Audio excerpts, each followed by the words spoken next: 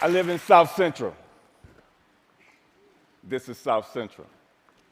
Liquor stores, fast food, vacant lots. So the city planners, they get together and they figure they're going to change the name South Central to make it represent something else.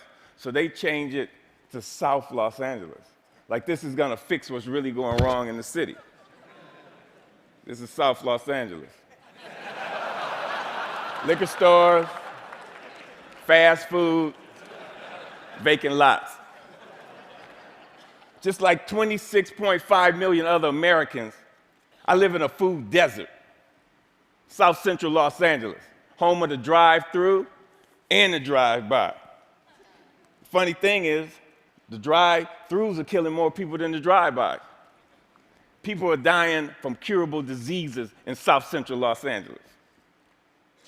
For instance, the obesity rate in my neighborhood is like 5 times higher than, say, Beverly Hills, which is like probably 8-10 miles away. I got tired of seeing this happening. And I wonder, how would you feel if you had no access to healthy food? If every time you walk out your door, you see the ill effects that the present food system have on your neighborhood? I see wheelchairs bought and sold like used cars. I see dialysis centers popping up like Starbucks. And I figured this has to stop. So I figured that the problem is the solution. Food is the problem, and food is the solution. Plus, I got tired of driving 45 minutes round trip to get an apple that wasn't impregnated with pesticides. So what I did, I planted a food forest in front of my house. It's on a strip of land that we call a parkway. It's like 150 feet by like 10 feet. The thing is, it's owned by the city, but you have to maintain it. So I'm like, cool. I can do whatever the hell I want. Since it's my responsibility and I got to maintain it, and this is how I decided to maintain it. So me and my group, LA Green Grounds, we got together and we started planting my food forest, fruit trees, you know, the whole nine, for vegetables. What we do, we're a pay-it-forward kind of group, where it's composed of like gardeners from all walks of life from all over the city, and it's completely volunteer, and everything we do is free. And in the garden, it was beautiful. And then somebody complained. The city came down on me and basically gave me a citation saying that I had to remove my garden, which this citation would turn into a warrant. And I'm like, come on, really?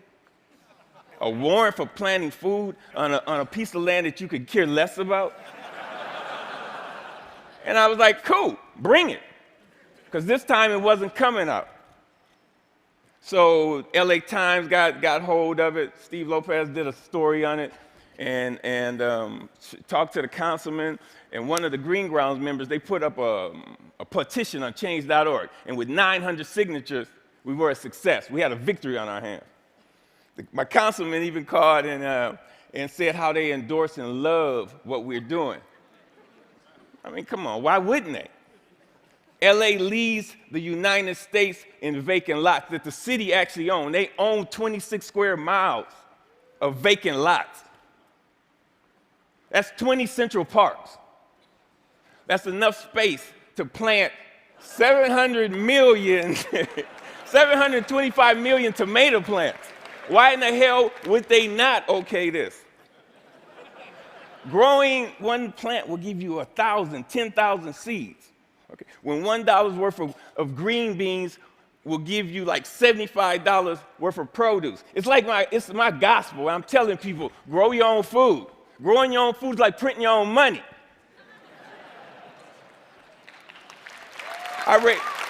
Thank you. See, I have a legacy in South Central. I grew up there. I raised my sons there. And I refuse to be a part of this manufactured reality that was manufactured for me by some other people, and I manufactured my own reality. See, I'm an artist. Gardening is my graffiti. I grow my art. Just like a graffiti artist, where they beautify walls, I beautify lawns, parkways. I use the garden, the soil, like it's a piece of cloth. and the plants and the trees, that's my embellishment for that cloth. You'd be surprised what the soil could do if you let it be your canvas. You just couldn't imagine how amazing a sunflower is and how it affects people. So what happened? I have witnessed my garden become a tool for the education, a tool for the transformation of my neighborhood. To change the community, you have to change the composition of the soil. We are the soil. You'd be surprised how kids are affected by this. Gardening is the most therapeutic and defiant act you can do, especially in the inner city. Plus, you get strawberries.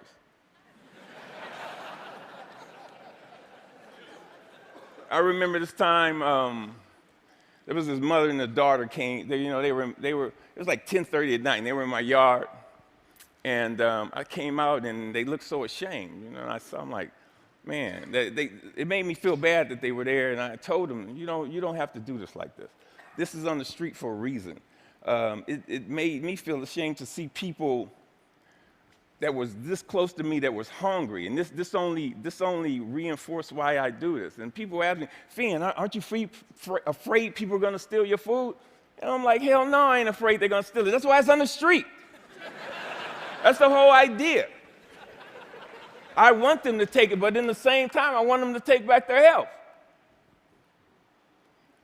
There's another time when I put a garden in this homeless shelter in downtown Los Angeles. The guys, they helped me unload the truck. It was cool. They just shared the stories about how this affected them and how they used to plant with their mother and their grandmother. And it was just cool to see how this changed them if it was only for that one moment. So Green Grounds has gone on to plant maybe like 20 gardens. We've had like 50 people come to our dig-ins and participate in this, all volunteers. If kids grow kale, kids eat kale. If they grow tomatoes, they eat tomatoes. But when none of this is presented to them, if they're not shown how food affects the mind and the body, they blindly eat whatever the hell you put in front of them. I see young people, and they want to work, but they're in this thing where they're caught up. I see kids of color, and they just on this track that's designed for them that leads them to nowhere. So with gardening, I see an opportunity where we can train these kids to take over their communities, to have a sustainable life. And when we do this, who knows? We might produce the next George Washington Carver. But if we don't change the composition of the soil, we will never do this. Now, this is one of my plans. This is what I want to do. I want to plant a whole block of gardens where people can share in the food in the same block. I want to take shipping containers and turn them into healthy cafes. And now don't get me wrong.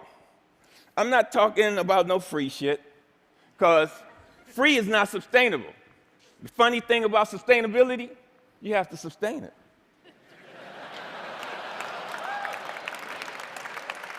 What I'm talking about is putting people to work and getting kids off the street and letting them know the joy, the pride, and the honor in growing your own food. Opening farmers markets. So what I want to do here, we got to make this sexy.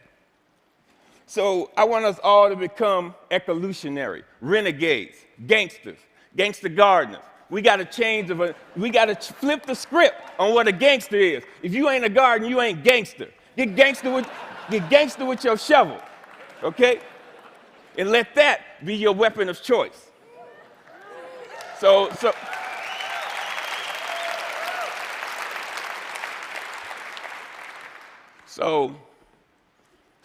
basically, if you want to meet with me, if you want to meet, don't call me. If you want to sit around in cushy chairs and have meetings where you talk about doing some shit, where you talk about doing some shit.